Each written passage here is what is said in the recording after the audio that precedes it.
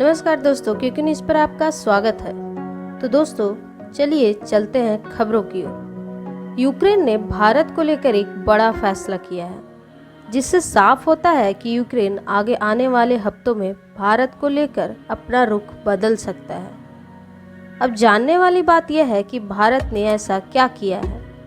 तो बात यह है कि यूक्रेन के इस कदम के पीछे इस कंट्रोवर्सी को लेकर भारत का रवैया है।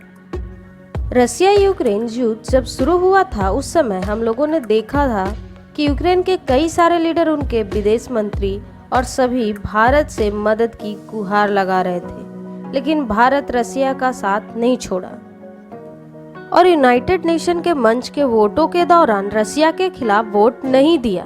उसके बाद भारत रसिया से इंपोर्ट भी जारी रखा। Bharat crude oil, natural gas और कोयला खरीदना जारी रखा।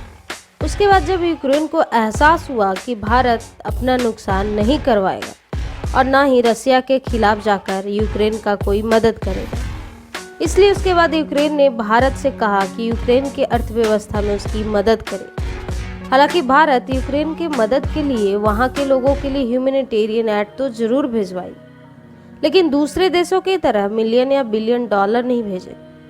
यह सब देखते हुए यूक्रेन भारत को लेकर एक बड़ा फैसला लिया है। यूक्रेन के राष्ट्रपति ने यूक्रेन के जो एम्बेसडर था भारत में, उनको अचानक से सर्विस से हटा दिया है, यानी एम्बेसडर पद से बर्खास्त कर दिया है। रिपोर्ट के अनुसार डॉक्टर आइगर पोलिखा को बिना कारण बताए सस्पेंशन थमा दी गई है और न सिर्फ भारत के साथ साथ जर्मनी, चेक रिपब्लिक, नॉर्वे, हंगरी, इन 5 देशों के एम्बेसडर को बिना कारण बताए सर्विस से डिसमिस कर दिया है।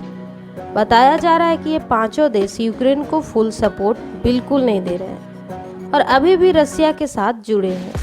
जर्मनी और यूक्रेन के बीच भी इन दिनों एक टरबाइन को लेकर मतभेद चल रहा है। रसिया की एक बड़ी नेचुरल गैस कंपनी टरबाइन के लिए कनाडा भेजा था। रिपोर्ट के मुताबिक यह टरबाइन जर्मनी ने मैन्युफैक्चर किया है, यानी जर्मनी के कंपनी द्वारा बनाया गया। अब कनाडा तो दोबारा से रसिया के टरबाइन देने से रहा, इसलिए जर्मनी इस मसले को लेकर बीच में पड़ गया है। कनाडा को कहा है कि रसिया की गैसपेरोम टरबाइन को वापस दे दिया जाए, वरना इससे रसिया से यूरोपियन देशों को नेचुरल गैस की जो सप्लाई है वो प्रभावित हो सकती है।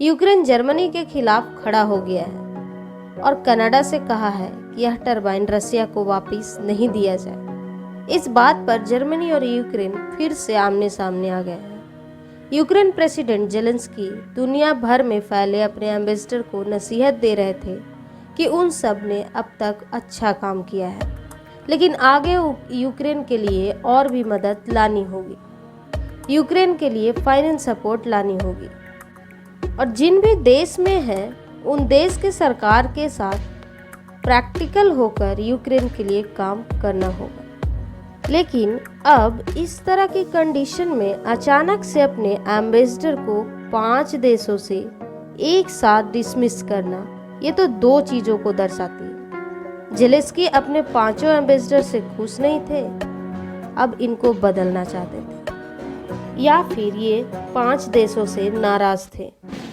भारत में जो एम्बेसडर थे आइगर पोलिखा, उनकी तैनाती 2014 में हुई थी, जब रसिया ने क्रीमिया को अपने कब्जे में ले लिया था। डॉक्टर पोलिखा सीनियर डिप्लोमेट हैं। उनके कार्यकाल के दौरान भारत यूक्रेन आपस में ज़्यादा करीब नहीं आ पाए। डॉक्टर पोलिखा का कहना है कि वे यह फैसला से हैरान बिल्कुल नहीं है, क्योंकि उनको भारत में रहते 7 साल हो गए।